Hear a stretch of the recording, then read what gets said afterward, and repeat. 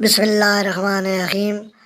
آج کا ہمارا سبق ہے مسئلہ نمبر 31 اور 32۔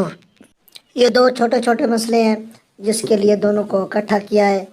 تو ہم جیسے پیچھے جاری پانی کے بارے میں پڑھ رہے ہیں تو اس کو ہی آگے چلائیں گے۔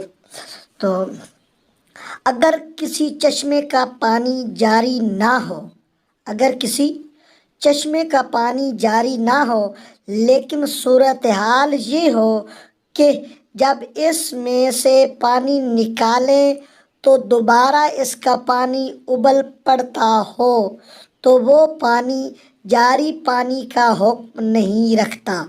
تو جاری پانی کا وہ ہے حکم اس لیے نہیں رکھتا کیونکہ ہم نے جاری پانی کے 3 قاعدے 3 اصول پڑھے تھے۔ وہ کیا 3 قاعدے تھے؟ کہ وہ جاری پانی بہہ رہا ہو، اس کا مین ذخیرے کے ساتھ رابطہ ہو، اور وہ کم از کم 3 ماہ جاری رہے، 3 ماہ مسلسل وہ چلتا رہے۔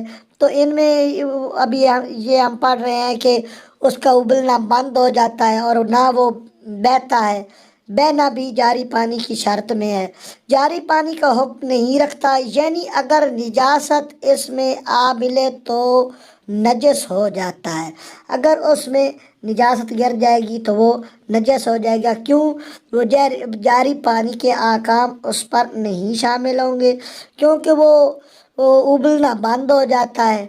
ہاں، اگر وہ مثال کے طور پر 1000 ابھی پانی ابل رہا ہے، ابلتا ابلتا 1000 لیٹر ہو گیا ہے، تو 1000 لیٹر میں ابھی نیچے سے ابلنا بند ہو گیا ہے یا 2000 لیٹر ہو گیا ہے، اب اس میں نجاست گر گئی ہے، لیکن ابھی آب جاری کا اس پہ قانون لاگو نہیں ہوگا، لیکن آب کور کا لگے گا کیونکہ وہ کور سے تو زیادہ ہے، لیکن وہی حصہ اس کا نجس ہوگا جس حصے میں نجاست پڑی ہے، کیونکہ جو باقی بچ گیا ہے وہ کور سے زیادہ ہے۔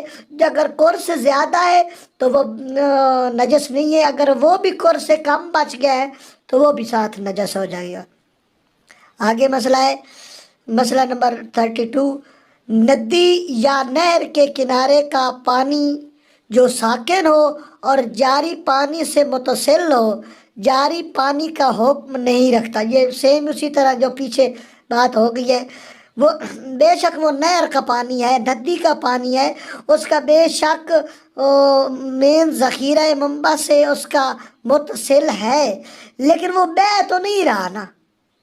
جب تک بہے گا نہیں، 3 شرطیں نہیں ہوگی۔ ایک شرط بہنا، دوسرے ذخیرے کے ساتھ متصل ہونا، اور کم از کم مسلسل 3 ماہ یا 2.5 ماہ بہتے رہنا۔ یہ اس میں پانی کیا ہو جائے گا؟ آب جاری کے احکام ہوں گے۔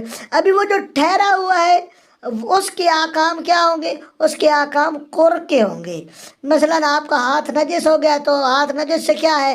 کور سے آپ نے 2 مرتبہ، کور اور جاری پانی میں ایک چھوٹا سا فرق واضح کر دیں۔